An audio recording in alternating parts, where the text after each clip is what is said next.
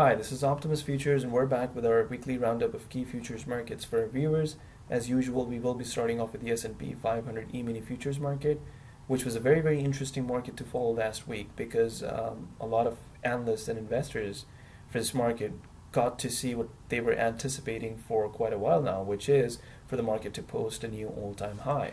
You can see the market on Friday closed at 2876.75, but if you hover the crosshair over Friday's candlestick, you can see that the high was actually 2877, which is a new all-time high for this market.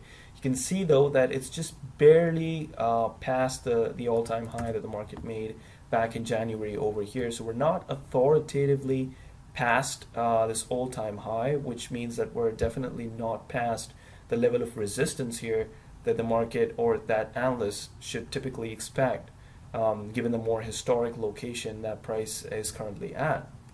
But overall, we're very optimistic about seeing this uptrend here to continue to go up north.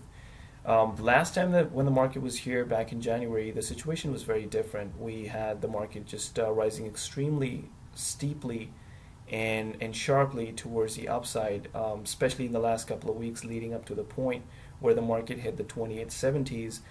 We had pretty much an extended period of buying with pretty much no pullbacks at all, and that's usually not a very good sign for long-term uptrends.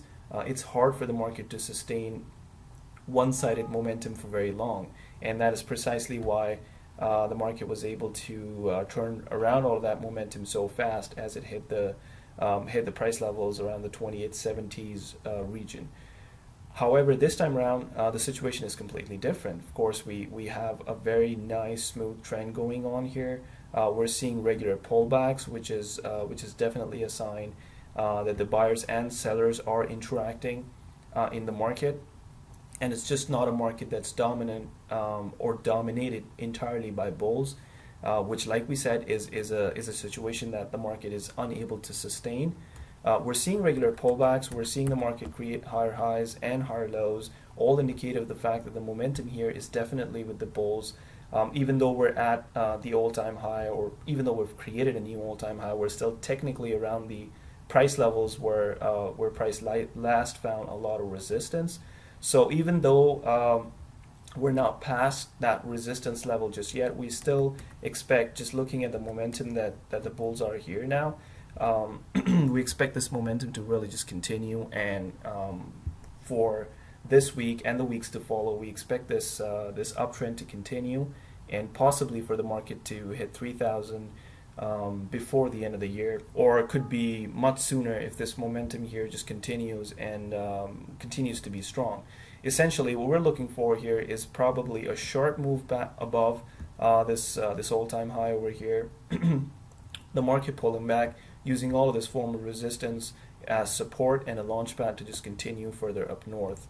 Only time will tell if we're going to see that. On the flip side, we could also see something like where the market basically pops up, closes above. We see a couple of candlesticks strongly close above this all-time high, and then we see a fake out kind of a situation where the market just pulls sharply right back down underneath this level, pulls back, uses it as resistance again, and just continues its way down. That is also a flip side case that we will consider, depending on how the market obviously unfolds and how it behaves as the market basically pushes higher from current price levels. But at least for the immediate term, we expect the market to continue to move up and beyond. Okay, so the next market we're going to be looking at here is the light crude oil futures market. If you recall our analysis for this market from the prior week, we had talked about how we clearly saw this market breaking underneath a rising support trend line. We've had multiple occasions, of course, in the past when price found definite support at this rising support trend line. However, in the week prior to the last one, we saw the market drop underneath this support trend line. We had a bearish candlestick that closed very strongly below this support trend line, and we had talked about how quite a few technical traders could possibly get excited of a potential extended move towards the downside now that the market seemed to have broken underneath this rising support trend line.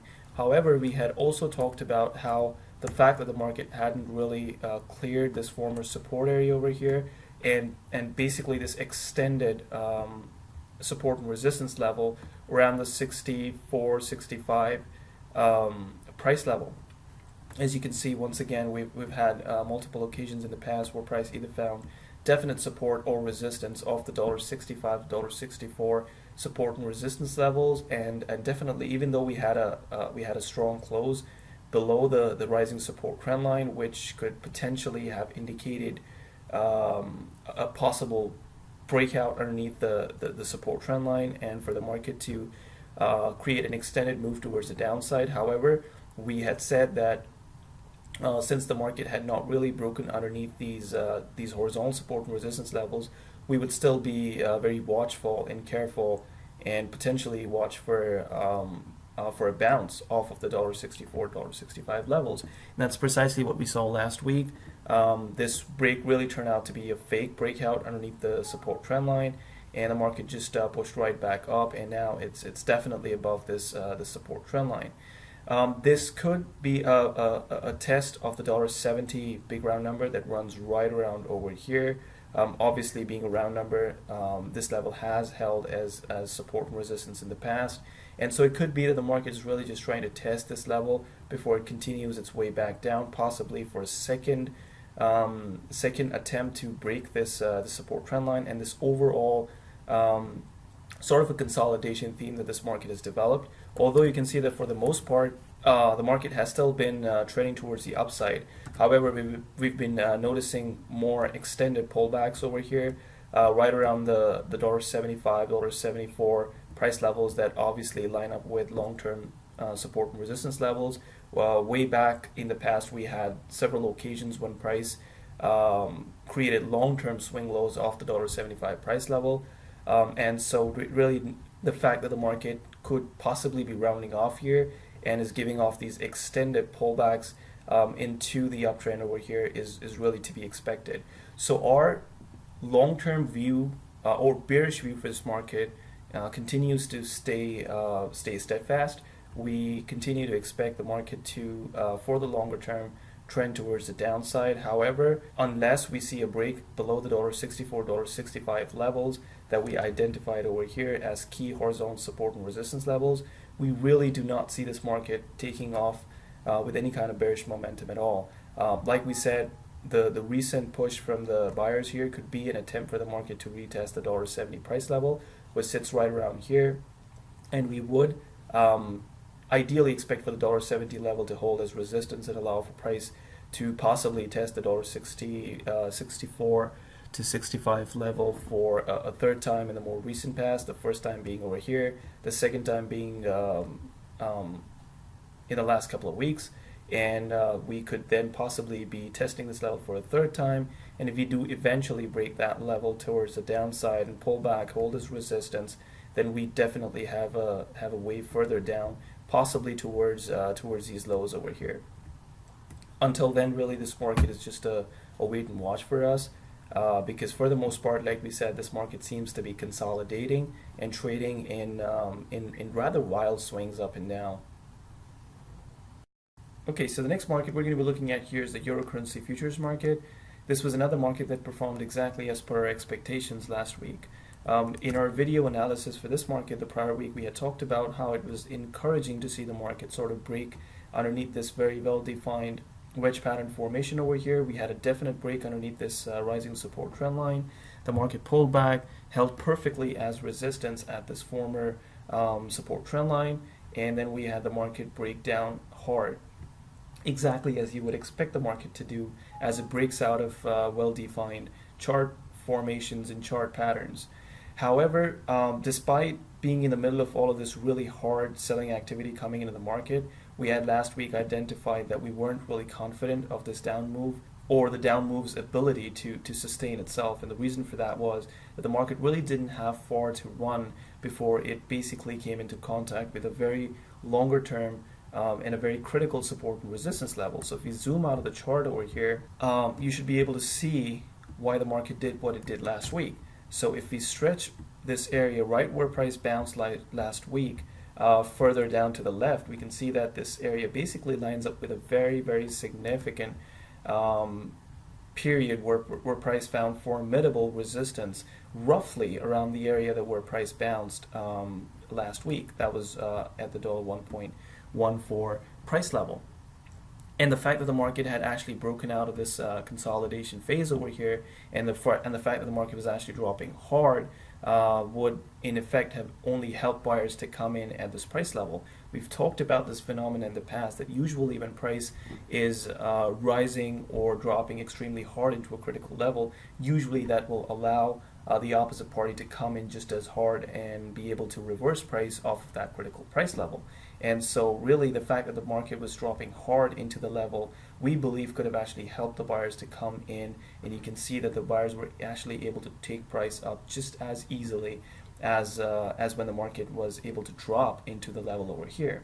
So as it stands right now, the market on Friday seemed to have closed pretty much just above the 1.16 round number, which again is a very, very important support and resistance level over here. Obviously, if we point out to these obvious instances when the market found support at this level, should be able to see why this price pivot zone, or this horizontal support and resistance level, has been so important for price. The fact that the market actually closed above this level on Friday makes it a very, very interesting watch for the first few trading sessions this week, because it'll be interesting to see whether the market, if it pulls back to the 1.16 level, will it be able to hold as support and allow price to continue up so as to create all of this move underneath the level as a fake break, or we'll see the market sort of push right back down underneath this level, maybe use it as resistance again, and basically continue its way down, possibly to test this prior week's low over here, and possibly even make near lows, something like this. Interestingly though, if you notice, right around the latter half of last week, we actually did see the market sort of do something similar. We had a bearish candlestick that poked the 1.16 level from the top, i.e. use it as support. And on Friday, we actually did see the market bounce back above the 1.16 level. So this could be early indications of the fact that the market is definitely finding decent support now once again at the 1.16 level, and could be indications of the fact, or indications of the possibility rather, that the market could just continue its way further up and possibly test these highs over here this week or in the coming few trading sessions. Nevertheless, this market just is going to be a very, very interesting market to follow this week, and we do hope for some really good action on this market this week. Okay, so next up we'll be analyzing the gold commodity futures market. Last week we actually witnessed this market sort of pull back into the downtrend over here. For the most part, last several weeks, sellers have been mostly dominant in this market. We saw a brief period of consolidation above the $1200 level over here. Actually, this also lines up with a horizontal support and resistance level just above the 1200 price point. We had multiple instances of price finding support or resistance at this level. And then we had this brief period of consolidation before the market actually broke underneath the 1200 price level. That break here got us thinking that if this momentum from the sellers was to continue, we could have actually seen the market sort of hit this all-important swing low over here. We did not see development on that front last week. As we said, the market obviously pulled back above the 1200 level. In fact, on Friday, the fact that the market closed above the 1200 level was one of the most important developments for this market, because if early this week the market actually holds at this price level upon a pullback and continues its way up, this entire move underneath the 1200 price level could actually then turn out to be a fake break of the level, and we could just see the market continue to move up higher. Noticeably though, sellers still have some kind of a chance still left to take price their way, because as you can see, the horizontal support and resistance level above the 1200 level that we identified earlier in this video could actually continue to provide resistance over here for price. So right where the market closed on Friday is where sellers would expect the market to hold as resistance, and for it to continue its way down. If however this level fails to hold as resistance, and like we said, a pullback to the 1200 level and the 1200 level holds as support, the market will then have every reason to possibly just continue to climb higher, maybe even test this important horizontal support and resistance level over here. Once again, two very obvious instances where price found support at this level. So that could be the price level that price could be headed here, or where buyers would probably be willing to take price if, like we said, this level here does not hold as resistance at all. Okay, so finally we look at the 10-year Treasury note futures market. For yet another week, we really don't have much to talk about for this market because we did not see any major price movements either up or down, and that is really to be expected because we see the current consolidation phase that the market is in as part of a potential chart pattern formation over here. We're seeing a rising support trend line over here and a definite area of resistance. And until we see the market basically inch closer towards either of these two levels and try to consolidate and break out of these either of the two extremes over here, we really just see this sideways, rather pointless move to continue going on.